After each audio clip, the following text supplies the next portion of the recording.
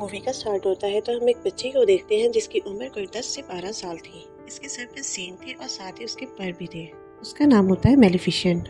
वो एक प्यारी सी परी होती है जो कि एक जादुई जंगल में रह रही होती है। उसने आज तक बाहर की दुनिया नहीं देखी थी।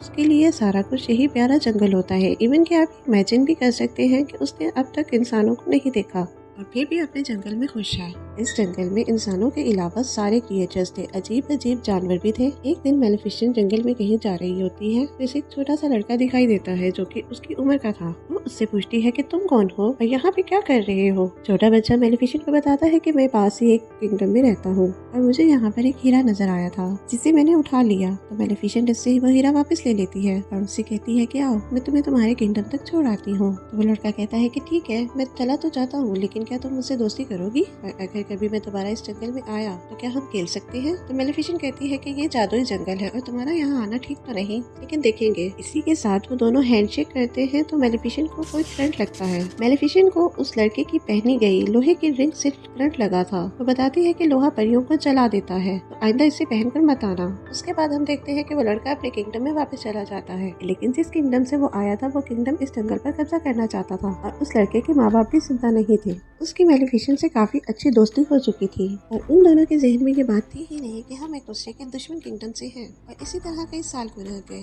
वो लड़का यहाँ आता रहा, मेलिफिसेंट उसके साथ खेलती रही और अब ये दोनों बड़े हो चुके थे। वो दोनों 16 साल के हो चुके थे और एक दूसरे को पसंद करने लगे थे। मेलिफिसेंट को लगता था कि इंसान परियों के दुश्मन नहीं है, वो बहुत अच्छे होते हैं। उसे ये भी नहीं पता था कि इंसान लालची भी होते हैं। एक दिन मेलिफिसेंट सोच रही होती है कि इस लड़के को आए हुए काफी दिन हो चुके हैं और उसको उस लड़के की एक और बात भी याद आती है। उसने कहा था कि जब मैं बड़ा हो जाऊंगा तो अपने किंगडम पर कब्जा करूंगा और यहाँ पर जो किला है उसको भी हासिल कर लूंगा, यानी मेलिफिसेंट का जंगल। मेलिफिसेंट को तो अभी भी ये समझ नहीं आ रहा था कि वो लड़का लालची था। मेलिफिसेंट एक दिन अपने जंगल में बैठी होती है तो देखती है कि दूसरे किंगडम का राजा अपने काफी ज्यादा आर्मी और घोड़ों के साथ उसके जंगल पर कब्जा करने आया है। मेलिफिसेंट अपने जंगल की परी होती है और वो अपने जंगल की हिफाजत करना अच्छे से जानती है। वो उनसे मुकाबला करने के लिए तैयार हो जाती है और अब काफी ज्यादा पावरफुल थी। वो उस राजा से कहती है कि तुम मेरे जंगल में नहीं आ सकते। तो राजा उसे कहता है कि मैंने तुमसे तो नहीं पूछा और उसी के साथ अपने लोगों को हुक्म देता है कि मुझे इसकी डेड बॉडी चाहिए। अब राजा की आर्मी जंगल की तरफ जाने लगती है, लेकिन जंगल में से बहुत ही अजीब और गरीब क्रिएचर्स इन पर हमला करने लगते हैं और अब राजा और उसकी आर्मी पूरी तरह से जख्मी हो चुकी थी। सारे के सारे इंसान वहाँ से डर के भाग जाते हैं कि ये जंगल तो जादुई है और इनसे लड़ना हमारे बस की बात नहीं। राजा अपने किंगडम में वापस चला जाता है। वो काफी बूढ़ा हो चुका था और काफी कमजोर भी। तो सब लोगों को इकट्ठा करता है और उनसे कहता है कि तुम सब जानते हो ना कि इस जंगल में कितना खजाना है। मैं शुरू से तुम लोगों से यही कहता रहा हूँ कि हम इस पर कब्जा करेंगे,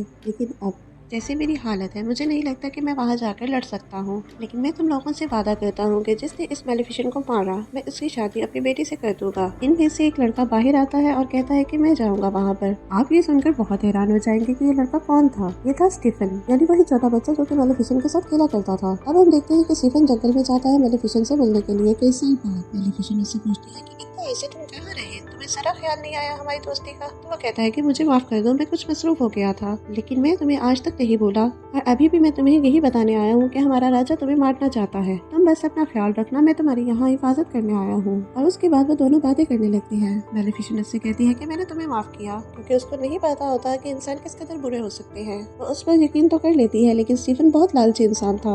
वो उसे कोई नशे की दवाई पिला देता है पानी में, जिससे वो बेहोश हो जाती है। इसके बाद स्टीफन चाकू उठाता है, उसे मारने लगता है, लेकिन नाकाम रहता है। और फिर अगली सुबह जब हम देखते हैं कि मेलिफिसेंट की आंख खुलती है तो उसके पर नहीं होते, वहाँ पर उसके जख्म हुए होते हैं, जिसे देखकर मेलिफिसेंट को अपनी आंखों पर यकीन नहीं आता और वो चिल्लाने लगती है, रोने लगती है, क्योंकि उसके खूबसूरत पर अब उसके साथ नहीं रहे थे। वो अब परों वाली परी नहीं रही थी। दूसरी तरफ हम देखते हैं कि स्टीफन मेलिफिसेंट के पर लेकर राजा के पास आता है और कहता है कि ये ले, मैंने आपसे किया हुआ वादा पूरा कर दिया। राजा उससे बहुत खुश होता है और उससे पर लेकर उस किंगडम का राजा बना देता है। और यहाँ पर स्टीफन का ख्वाब पूरा हो चुका था, उस लालची इंसान का ख्वाब। दूसरी तरफ जंगल में मेलिफिसेंट दिखाई देती है जो कि काफी उदास थी, क्योंकि अब वो उड़ नहीं सकती थी। वो एक दिन जंगल में चल के कहीं जा रही होती है कि देखती है कि एक शिकारी किसी कौवे को मारने वाला है। उससे ये चीजें बर्दाश्त नहीं होती और वो फौरन उस कौवे को इंसान बना देती है और वो शिकारी बेचारा वहाँ से डर के भाग जाता है। वो कौवा जो कि अब इंसान बन चुका था उसके पास आता है और कहता है कि थैंक यू। तो मेलिफिसेंट कहती है कि मैं नहीं बता सकती, मेरे दिल में रहम आ गया। तो वो कौवा कहता है कि अब मैं आपकी सारी जिंदगी खिदमत करूंगा, अब जो मुझसे कहेंगे मैं आपकी हर बात मानूंगा। वो इंसान बनने पे काफी खुश होता है। तो मेलिफिसेंट इस बात बात से एग्री हो जाती है और उसका नाम डेविल रख देती है। अब डेविल इसे इन्फॉर्मेशन ला के देता था। मेलेफिसेंट को पता चलता है कि स्टीफन ने सिर्फ और सिर्फ राजा बनने की लालच में उसके पैर काटे, तो उससे इंसानों से नफरत होने लगती है। उसका भरोसा इंसानों से खत्म हो जाता है। फिर हम देखते हैं कि उस तरफ किंगडम में स्टीफन के राजा की बेटी के साथ शादी हो चुकी थी और अब उसकी बेटी भी पैदा होती है। वहाँ पर काफी ज्यादा जश्न मनाया जा रहा था और किसी को पता भी नहीं होता कि वहाँ पे कौन कौन आ रहा था, कितनी कितनी दूर से आ रहा था। और इसी चीज का फायदा उठाते हुए मेलेफिसेंट भी वहाँ पर जाती है और उसे विश करने लगती है। वो उस छोटी बच्ची से कहने लगती है कि तुम बहुत प्यारी हो, लेकिन जैसे ही तुम 16 साल की होगी तुम्हारे हाथ में एक सुई चुभेगी, जिसके बाद तुम्हारी मौत हो जाएगी। तो स्टीफन उसके आगे गिड़गिड़ा कर कहने लगता है कि नहीं, तुम ऐसा मत करो, तुम मेरा बदला मेरी बेटी से क्यों ले रही हो। मेलेफिसेंट कहती है कि मैं भी एक लड़की थी और याद है तुमने मेरे साथ क्या किया था। मेलेफिसेंट के दिल में अभी भी कुछ रहम बाकी होता है, तो वो स्टीफन से कहती है कि एक सोल्यूशन है, अगर तुम्हारी बेटी को उसके 16th बर्थडे पे उसका सच्चा प्यार मिल गया तो उसकी जान बच सकती है। स्टीफन इस बात से काफी परेशान हो जाता है। 3 छोटी छोटी परियों को बुलाता है और कहता है कि मेरी बेटी को यहाँ से दूर ले जाओ और जब तक ये 16 साल की ना हो जाए इसे यहाँ मत लेकर आना,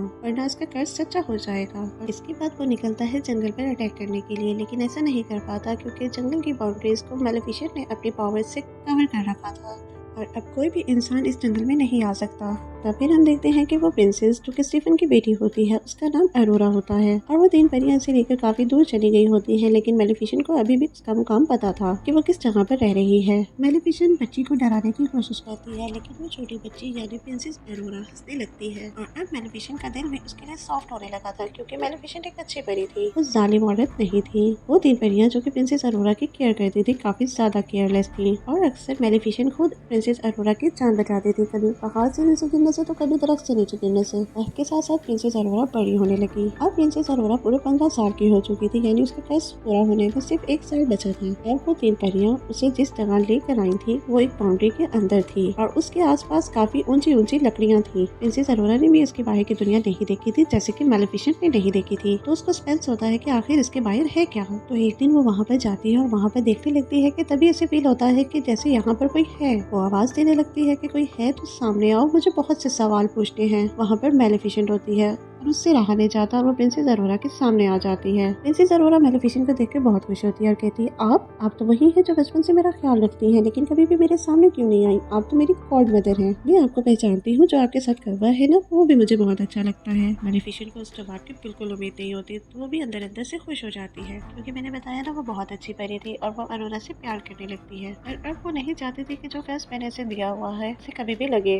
उन दोनों में काफी दोस्ती हो गई थी और वो बिल्कुल एक माँ बेटी की तरह एक साथ रहती थी, खेलती थी, बातें करती थी। एक दिन जब प्रिंसेस अरोरा सो रही होती है तब मेलेफिसेंट अपनी सारी पावर्स यूज करके वो कर्ज वापस लेने की कोशिश करती है, लेकिन उसे पता चलता है कि इतने साल पहले दिया गया कर्ज अब वापस नहीं हो सकता, स्पेशली तब जब उसके मुकम्मल होने का पूरा टाइम आ गया हो। और इसी बात को लेकर मेलेफिसेंट परेशान थी कि उसका 100वां बर्थडे आने ही वाला था, तो वो ये दुआ करती है कि जल्दी से उसका सच्चा प्यार मिल जाए ताकि उसका ये कर्ज वापस हो जाए। उसके बाद हम देखते हैं कि सुबह हो जाती है और जंगल में प्रिंसेस अरोरा और मेलेफिसेंट बातें कर रही होती है। प्रिंसेस अरोरा मेलेफिसेंट से पूछती है कि आपके पैर कहाँ गए। सारी परियों के पैर होते हैं, तो मेलेफिसेंट कहती है कि मेरे भी पैर हुआ करते थे, लेकिन किसी इंसान ने उनको मुझसे छीन लिया। मैं उनके साथ बहुत खुश थी, मैं आसमान में बहुत ऊंचा ऊंचा उड़ा करती थी और वो मुझे काफी याद भी आते हैं। उसके साथ मेलेफिसेंट रोने वाली हो जाती है तो प्रिंसेस अरोरा उसको चुप करवाती है और कहती है कि आप परेशान ना हो, मेरा कल 16th बर्थडे है और देखिएगा मैं इजाजत लेके इन परियों से आपके पास रहने आ जाऊंगी। आप अकेली नहीं हैं, मैं आपके साथ होंगी। लेकिन मेलेफिसेंट जानती थी कि ऐसा मुमकिन नहीं होने वाला था जब तक कि उसे उसका सच्चा प्यार न मिल जाता और एक दिन में ऐसा तो हो नहीं सकता था। प्रिंसेस अरोरा वहाँ से अपने घर जा रही होती है कि रास्ते में उसे एक लड़का दिखाई देता है जो कि काफी प्यारा था और उसी के जितना था। वो दोनों जैसे एक दूसरे की तरफ देखते हैं तो एक दूसरे को पसंद करने लगते हैं। खैर उसके बाद प्रिंसेस अरोरा वहाँ से अपने घर चली जाती है और इन 3 परियों से कहती है कि मैं अब यहाँ से जाना चाहती हूँ। वह उनसे ये बात कर रही होती है कि मैं इस घर से दूर मेलेफिसेंट के पास जाना चाहती हूँ। तो परियों को लगता है कि शायद इसे इस बात का पता चल गया है कि उसके माँ बाप अभी भी जिंदा हैं और ये किंगडम जाना चाहती है अपनी बर्थडे के बाद। वो तीनों परियां उसको सारा कुछ